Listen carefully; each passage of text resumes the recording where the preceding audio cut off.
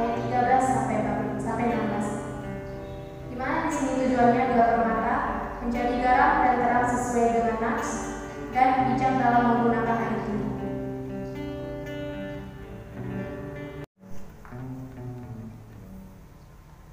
Kita angkat satu lagu pujian kita, Telah Lama Ku Cari-Cari.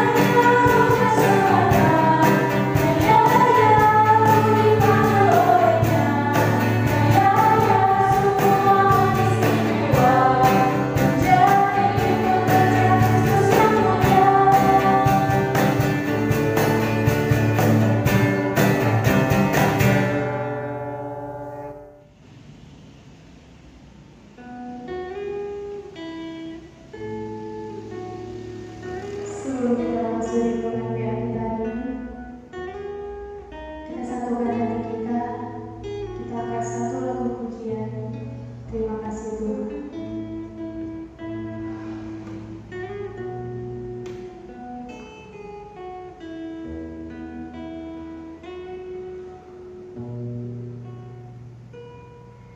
Terima kasih Tuhan untuk kasih setiamu yang ku alami dalam hidupku.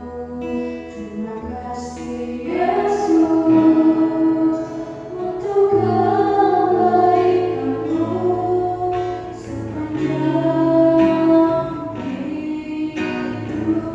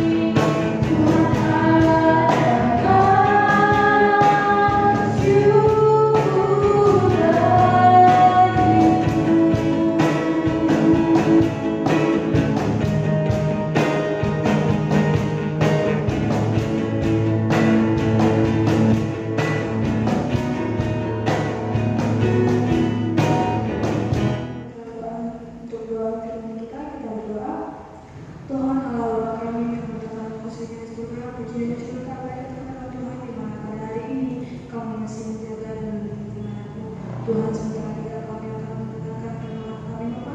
Kiranya Engkau memberkati renungan kami ini agar dapat kami aplikasikan ke dalam kehidupan kami masing-masing. Tuhan, kami juga berdoa untuk yang membawa renungan kami Bapa, kiranya dapat memberikan renungan bagi kami.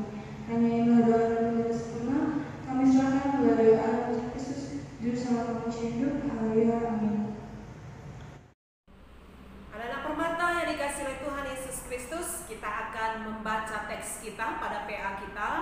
Diambil dari kitab Injil Matius 5 ayat 13 sampai dengan ayat yang ke-16.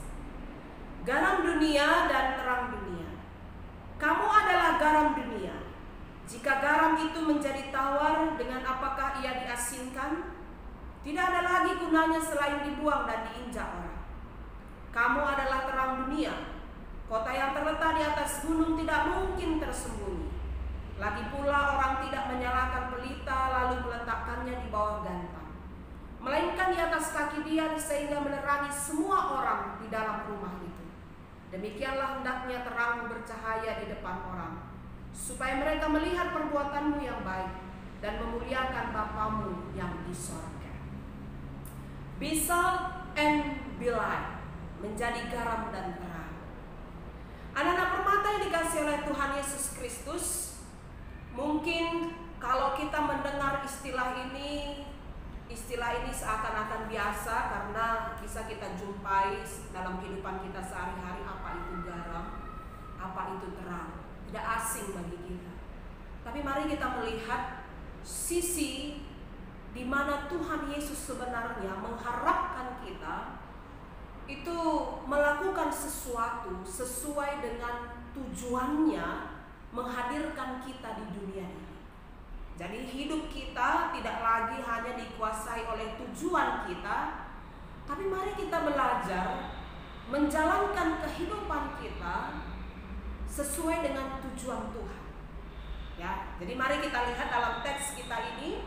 Kalau kita perhatikan teks ini itu diletakkan sebelum Tuhan Yesus menuntut agar kesalehan kita melebihi dari hal-hal yang lain, terutama kalau dalam pasal 5 ayat 17 sampai 20 yaitu berbicara soal hukum Taurat.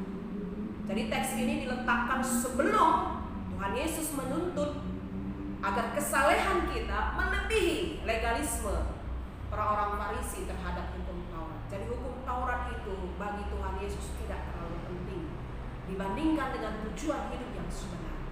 Nah, posisi ini menyiratkan bahwa kehidupan kita akan selalu dilihat, selalu diperhatikan, selalu dipantau, bahkan dibanding-bandingkan dengan kehidupan orang lain. Ya. Jadi kehidupan kita sebagai orang Kristen itu akan senantiasa dilihat dari berbagai sisi. Ya. Bahkan kalau kita melihat bahwa Tuhan Yesus mengatakan bahwa garam dunia dan terang dunia, itu berarti bahwa menyamai serupa dengan dunia ataupun menyamai atau serupa dengan orang-orang lain itu belum berarti apa-apa. Tapi yang Tuhan mau adalah orang-orang Kristen, pemuda-pemuda Kristen, anak-anak permata bisa melebihi dari dunia ini. Nah, tidak hanya menyamai, tapi melebihi. Itu menjadi catatan pertama. Tidak hanya menyamai, tapi bisa melebihi mereka. Karena garam itu adalah elemen penting dalam sebuah makanan. Terang itu adalah elemen penting kalau kita dalam situasi gelap. Sehebat apapun seorang chef memasak makanan, kalau tidak membubuhkan garam, makanan itu akan terasa hambar, sia-sia. Ya. Sehebat apapun ya, situasi dan kondisi, ya, kegembiraan, ya, ada hal-hal yang kita terima dalam hidup kita, tapi kalau suasananya dalam keadaan gelap, ya, tidak sempurna sukacita kita. Oleh karena itu garam dan terang merupakan elemen penting dalam kehidupan ini. Jadi wajar saja Tuhan Yesus menuntut kita melebihi dari orang-orang yang hadir dalam dunia ini. Dia mau kita melebihi menjadi garam dan terang, elemen penting dalam kehidupan kita. Jadi anak-anak permata yang dikasihi oleh Tuhan Yesus Kristus, ada dua hal yang perlu disampaikan bagi kita semua melalui teks kita. Ya, yang pertama itu adalah apa kegunaan? Kegunaan kita, arti kehadiran kita. arti kehadiran anak-anak permata di tengah-tengah kehidupan. Kalau kita melihat gambaran garam dan terang itu menyiratkan sesuatu yang terus-menerus diperlukan. Bukan hanya sebatas barang, itu garam, itu terang. Ya, bukan hanya sebatas kata-kata. Tapi gambaran garam dan terang menyiratkan sesuatu yang terus-menerus diperlukan oleh dunia ini. Diperlukan oleh manusia. Ya. Garam itu sesuatu yang dibutuhkan dalam makanan. Terang itu juga sesuatu yang dibutuhkan dalam situasi gelap. Kalau misalnya kita sedang berada di rumah, tiba-tiba lampu mati, dengan refleks kita akan meraih HP kita karena di HP itu ada senter. Ya, secara refleks kita akan mencari. Itu mengatakan bahwa kegunaan daripada garam dan terang itu tidak bisa digantikan. Ya. Garam itu tidak bisa digantikan oleh bumbu yang lain pada masakan. Ya, semahal apapun, sebaik apapun bumbu itu, garam itu nggak akan tergantikan posisinya. Terang itu pun tidak akan bisa tergantikan. Kalau seandainya mati lampu, misalnya kita nyalakan lagi hal yang lain, itu nggak akan bisa tergantikan oleh apapun. Ya, selain terang itu sendiri. Jadi itu mengatakan bahwa posisi kita, kegunaan kita sebagai orang Kristen itu sangat penting sekali. Itu sangat dinanti-nantikan sekali. Dan itu dibutuhkan. Kehadiran kita seharusnya dibutuhkan. Jadi pertanyaan bagi kita, apakah anak-anak permata itu memang dibutuhkan? Apakah kamu merasa dibutuhkan di keluarga, di gereja, di tempat pekerjaan, di tempat pergaulan? Kita dibutuhkan di sana. Kalau kita kaitkan ini dengan tujuan PA kita, bijaksana menggunakan ilmu pengetahuan teknologi, itu menunjukkan bahwa ya, kehidupan kita sekarang ini adalah kehidupan yang sangat berkembang dengan ilmu teknologi.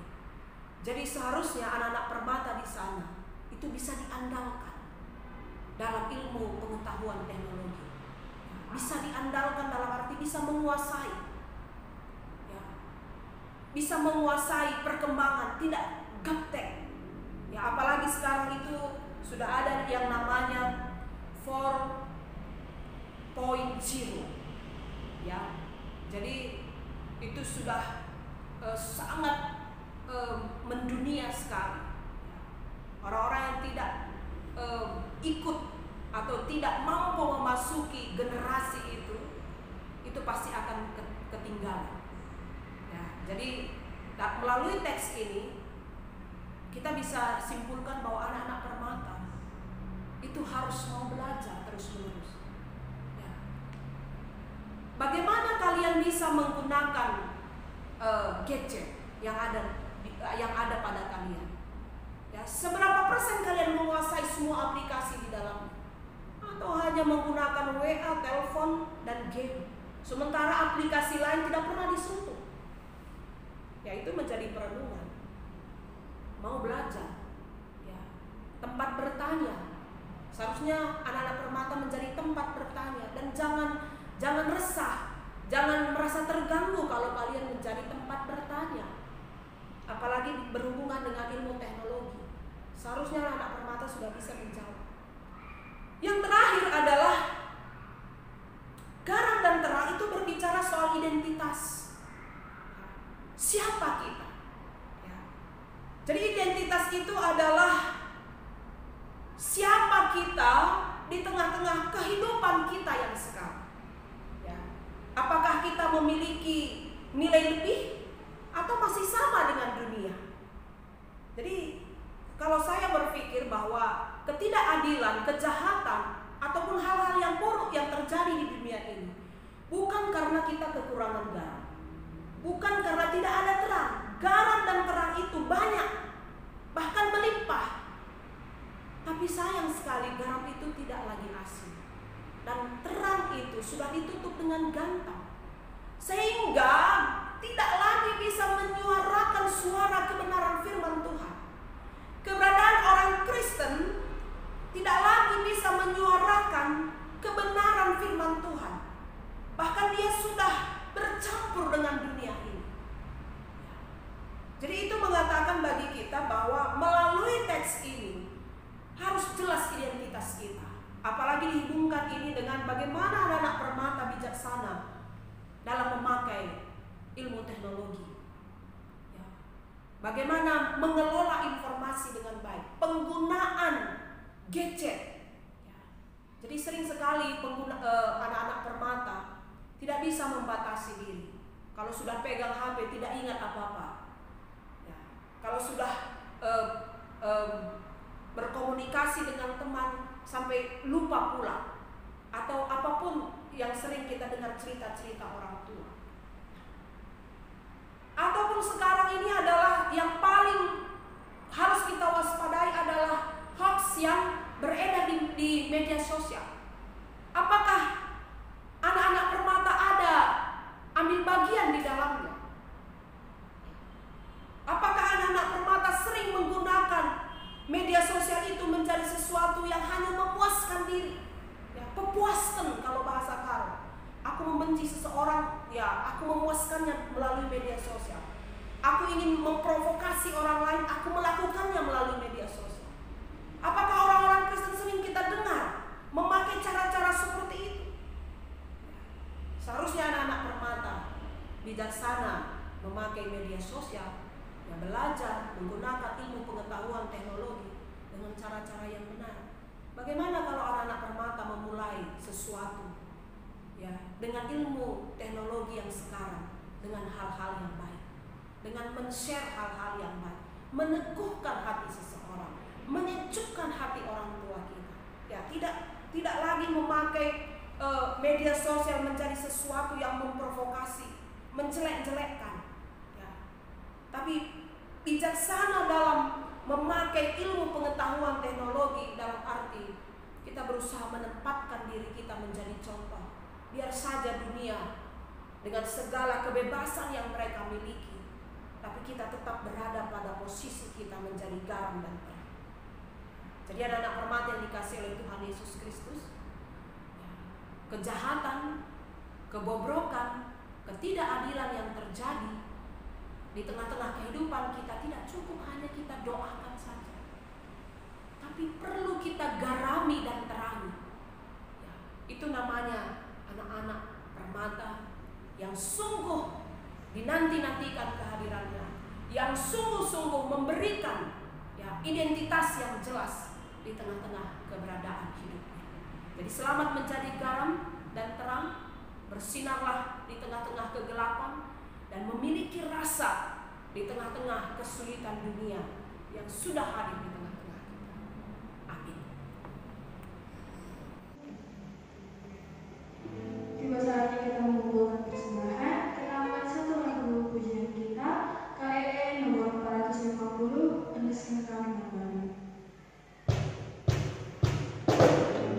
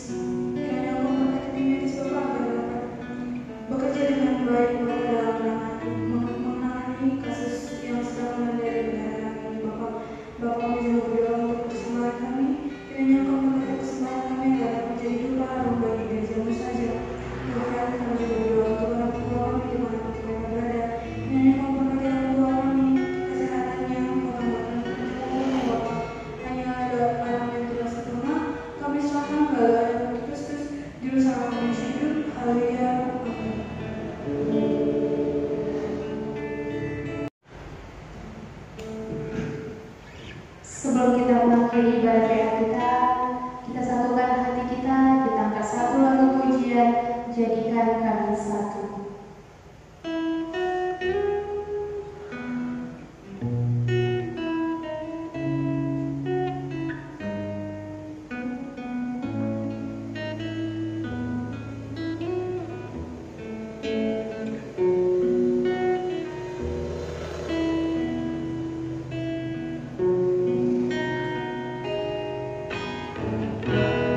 Kami rendahkan diri di hadapan-Mu,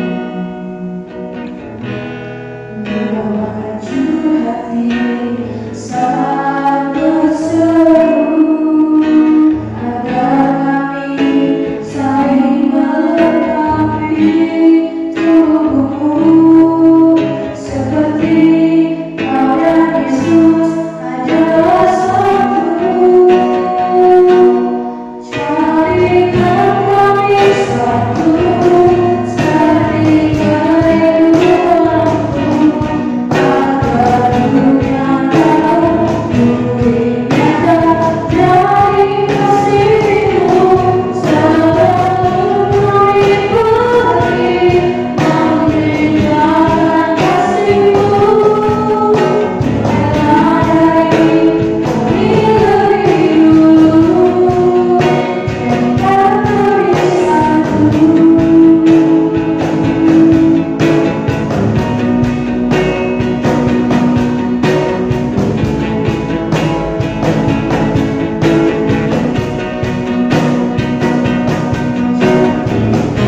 Kami satu, seperti kerinduan-Mu, agar dunia tahu bukti nyata dari kasih-Mu.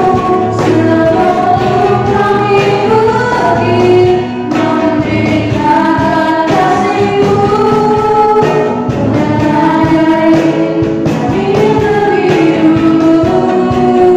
Jadikan kami satu.